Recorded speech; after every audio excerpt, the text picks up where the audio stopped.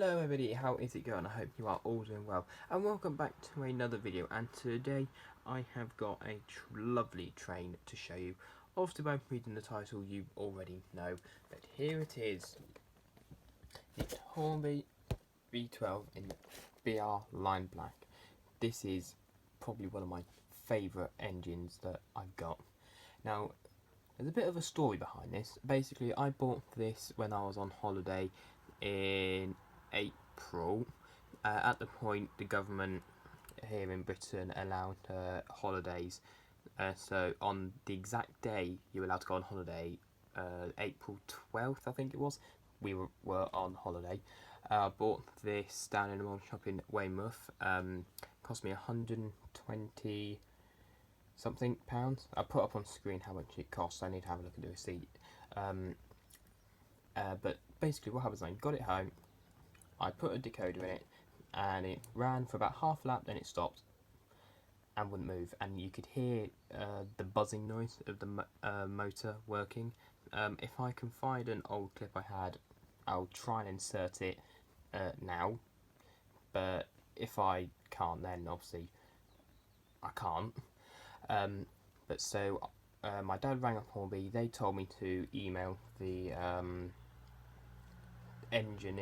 engineering, the repairs people at Hornby. So I emailed them, we sent it in, and they fixed it. And all the issue was I think it said on the letter when it came back was the PCB needed replacing. That was it. So, and that works and runs perfectly. We've got a decoder as well, a standard backman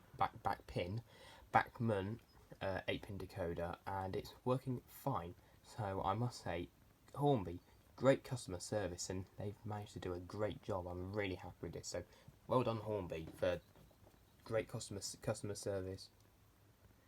Anyway, so if we turn this on the side, you can see the code is R3431 BR Early crest. That would be B12 class locomotive number 61533. And on the back you can see that it was classified as a 4P3F, so this is the B12/3 class, so it's the /3 subclass. Power rating of 4 for passenger, power rating of 3 for freight. So it wasn't the most powerful thing in the world, but then it is only a 460, so and there are much more powerful 460s, in particular the Great Westerns, for example. But anyway, here is some information. If you want to read that, feel free to pause the video, but obviously, as I normally do, in the description there will be a detailed history, as well as a link if you want to read more. And then on the side here is the lovely line drawings dated 2015. Hold on, let me try and get some better light on there. Anyway, yeah, there we go. So some lovely line drawings, and then nothing else on the rest of the box. So let's open it up, and it's back to front. I obviously packaged it back to front, my bad. Lift it out, and obviously we have some paperwork. So first off we have fitting the guard irons. Okay, so I recognise them from the detail pack, so fitting guard irons, that's handy. And then the instructions here: B12 460 steam locomotive intender, DCC ready, DCC fitted, operating and maintenance instructions. And like I show you every single time, it's the normal stuff: general, routine maintenance, running hints, all that good stuff. And on the inside, lubrication, accessories, body removal. I do like the body removal in this. It's a bit of an odd one, but I do quite like it, to be honest. Assembly, close coupling, ready, and the brake rods. I'll get my words out. So that's very nice indeed. So let's turn this and take the sleeve out, and let's have a look at this detail pack. So in the detail pack is obviously the blank and chip, because I previously fitted this with a decoder, and I've just put the blank and chip in here, but obviously that wouldn't be in here normally. But you've got the brake rig in, you've got a spare coupling, you got some vacuum pipes, some holding up the way that it's open at the top. That's those long red bits are the guard irons, I presume, and yeah, pretty nice detail pack, I must say. So anyway, we'll see. There it is. That side. And look at this. Oh, and that's come off. Isn't she a beauty? Let's just stick that back on. And flip that over, close it up, and put it on the floor, and then let's get this in the shot.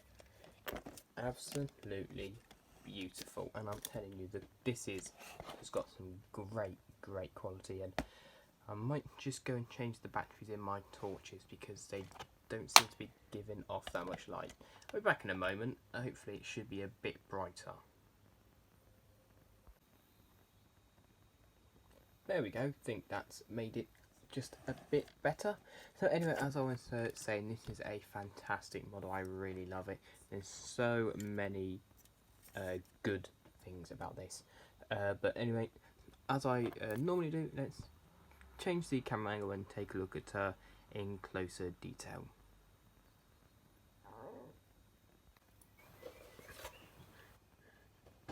So as usual, I'm going to start from the front and work my way backwards. So starting at the top, we do have a separately fitted lamp bracket, and they're all over here. There's 3 down here and 1 up there. We have a separately fitted handrail that goes along the whole length of the boiler. We have the nameplate and the separately fitted smoke box start, and the shed code, which I might be able to get a very close up. If it would like to focus. Come on. Ooh, come on. 32B. Hold on, let me try and have a look at with my eye. Yeah, 32B it says.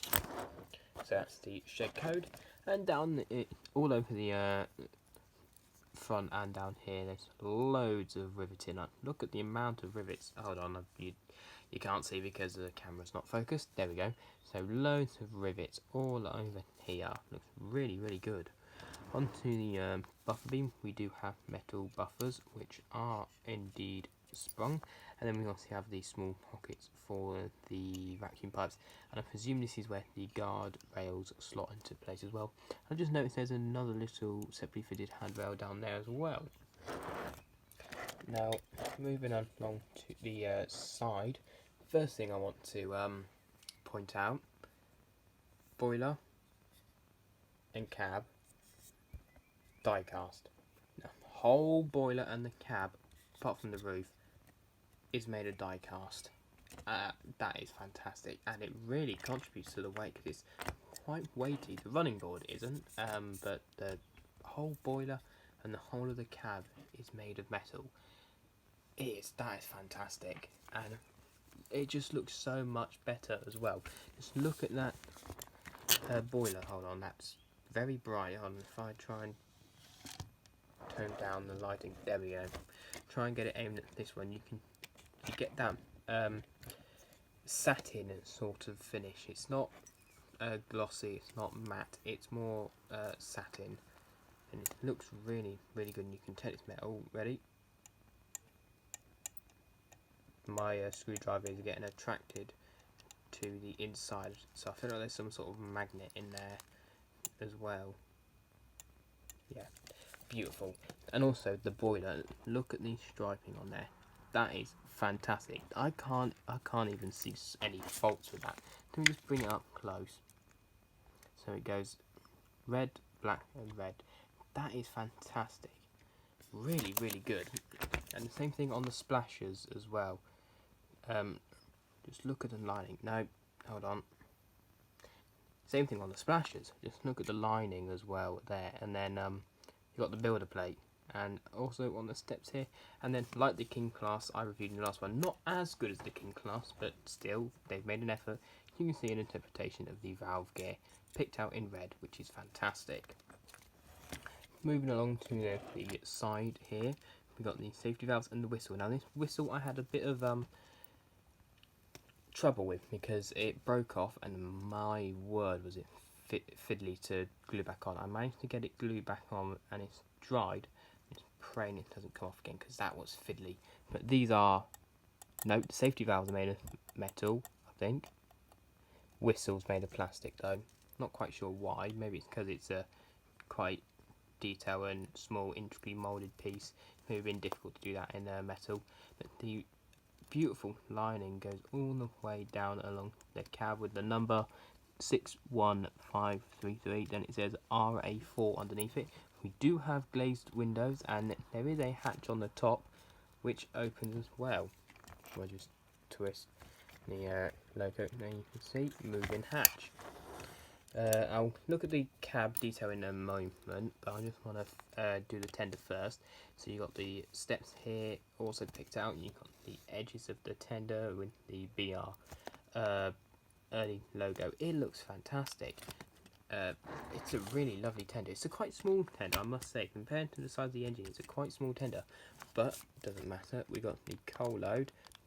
Pretty sure that's removable, and then we also have the sprung buffers at this end, along with another gap for vacuum pipe.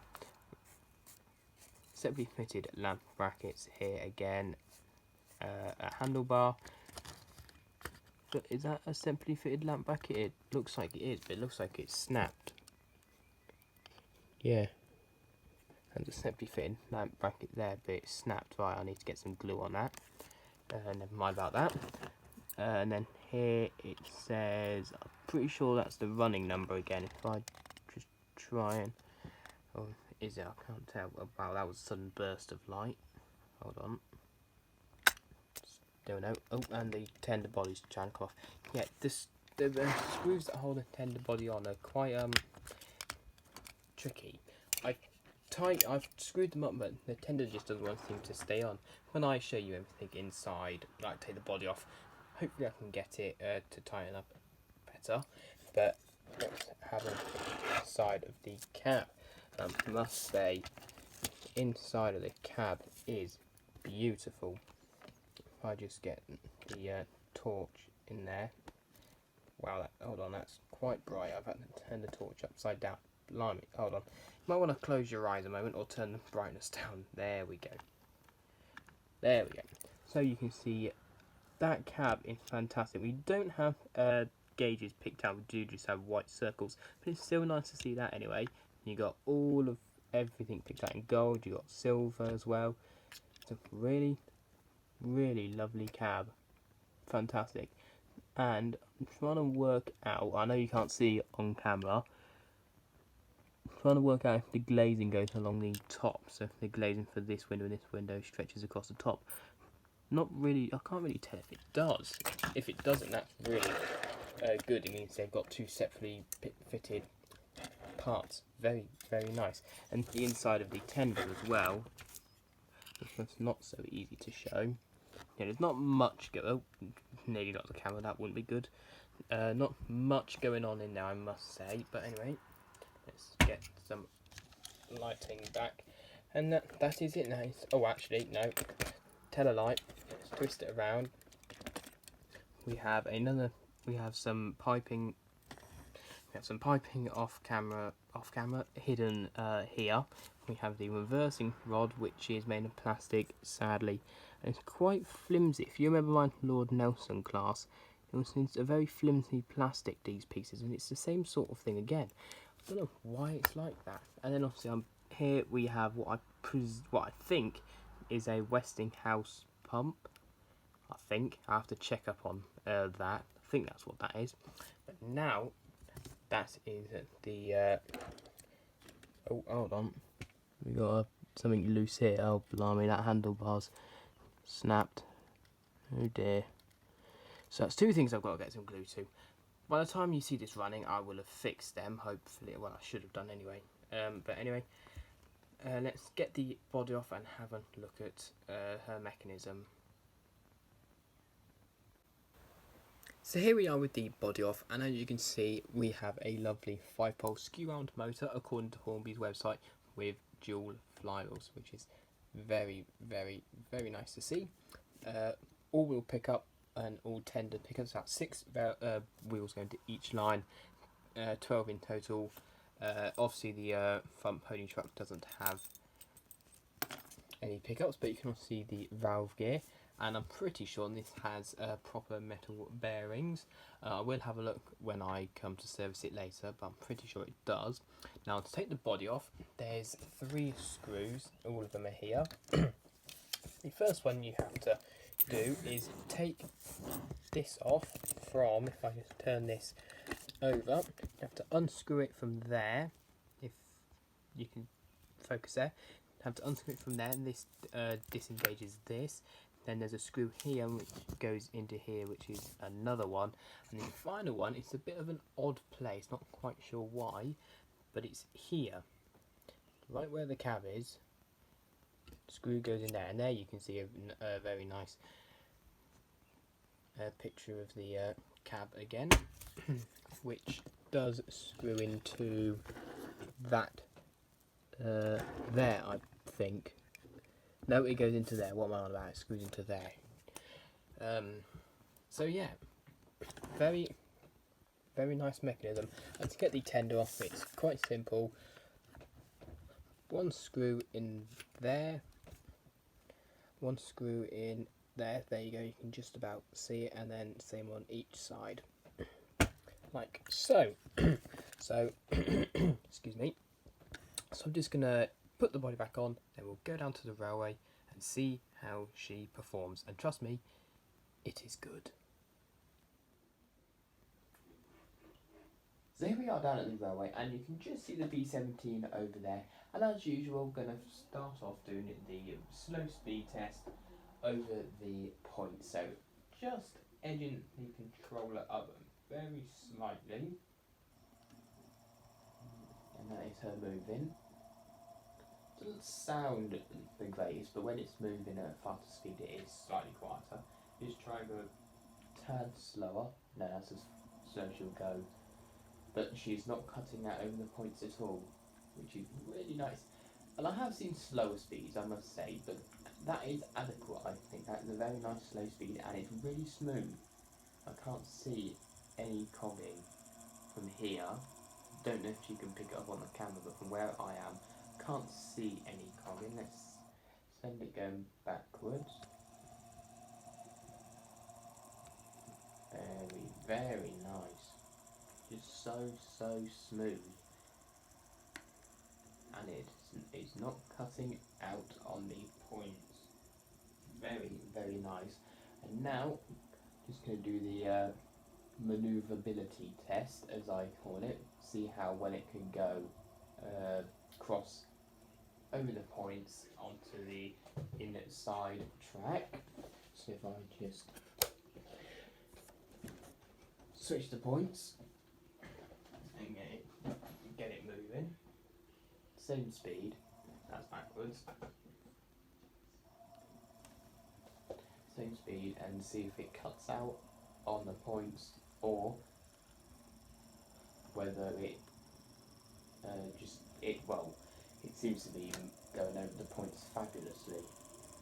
That really does seem to be going over the points fabulously. And just going to switch these points, and we can have a very quick close-up of it going past on the inside track.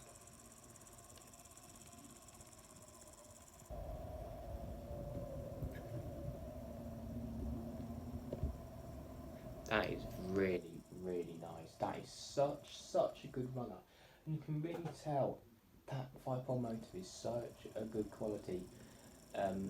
I found out that it does have proper metal bearings, and you can just see how all these little things to the mechanism pay off. Full metal bearings, 5-pole motor, which is much better than a 3-pole motor, that's still forwards. Dual flywheels, it's just so good, it's so smooth. Really nice. Anyway, right, so we're going to connect up to the coaches, which are just around the bend if it continues to reverse. And these coaches have come quite accustomed on this channel because I just love them. And the thing is, every time I seem to review an engine, they suit it. Like, they suited the King class I reviewed previously. They now suit this.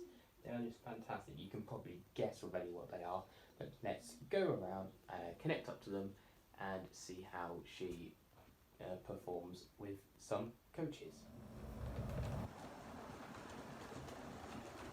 So here it comes round the bend, and like I said, these coaches you'll probably know already. It is of course the BR Maroon coaches, and they just look so good with this B12 in BR Black.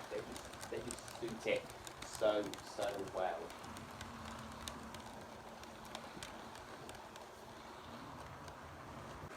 These have probably got to be my all-time favourite coaches in our collection. I just love them, and they just suit it so well. Same with the BR Blue King class, my coronation class. It suits it perfectly. But like I normally do, let's go around the railway and take a look at her running at some alternative angles with some nice music.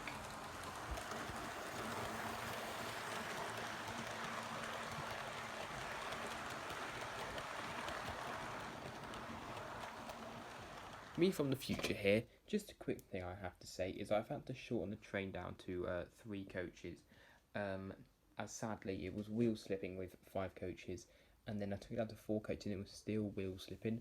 I thought it was a problem with torque, but it's not, because if I just put my finger at the front, you can see that the wheels aren't moving.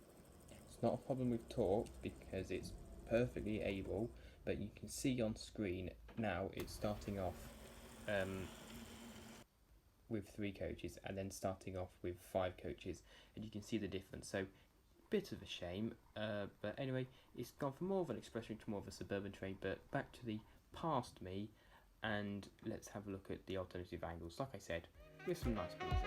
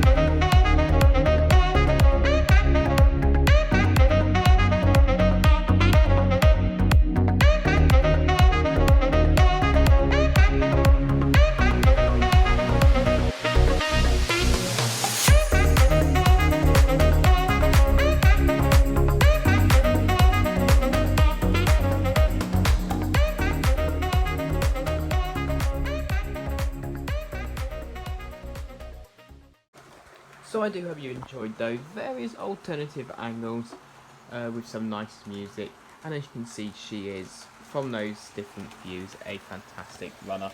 Bit of a shame I had to take it down to 3 coaches, but we don't want to wear out the motor and since I've only had it for about a month. Wouldn't be a good idea. But anyway, here are my ratings for the Hornby B12. What a fantastic engine this is.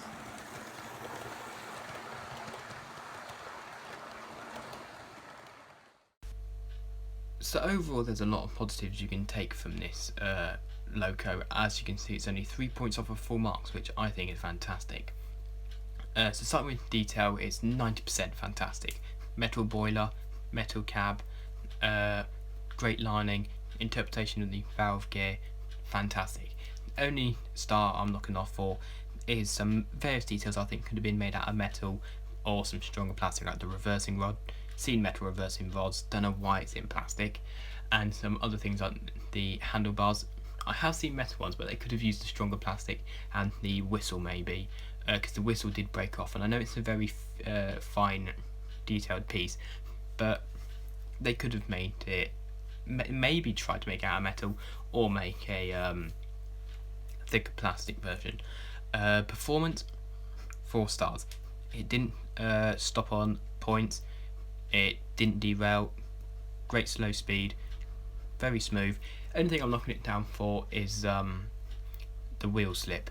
Now it's a bit odd that it's in this category, because you could sort of argue that it's a quality feature. It's not heavy enough to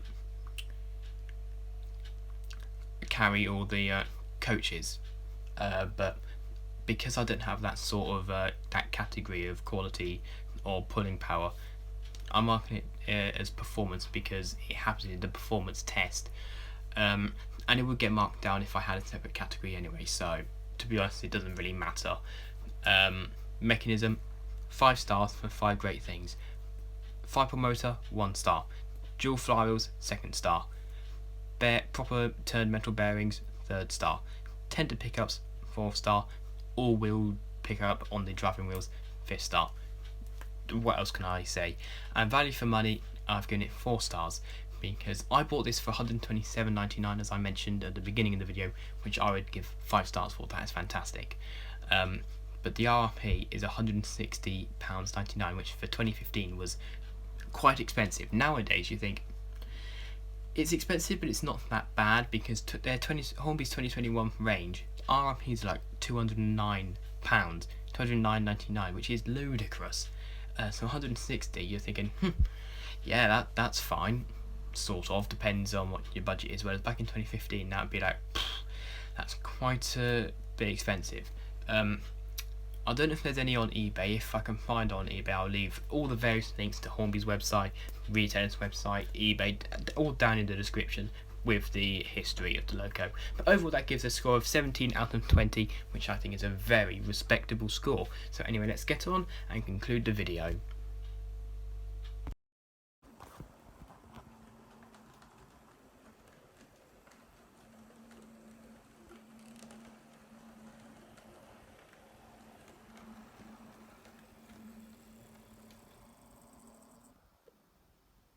So I do hope you enjoyed that video. Make sure to leave a like, subscribe and turn on notifications so you don't miss another video, and comment down below what you thought, particularly of my ratings as well. Do you think I was fair? Do you think I wasn't fair? Comment down below what you would possibly give this, and I will see you in the next one. Take care everybody, and I'll see you next time. Bye.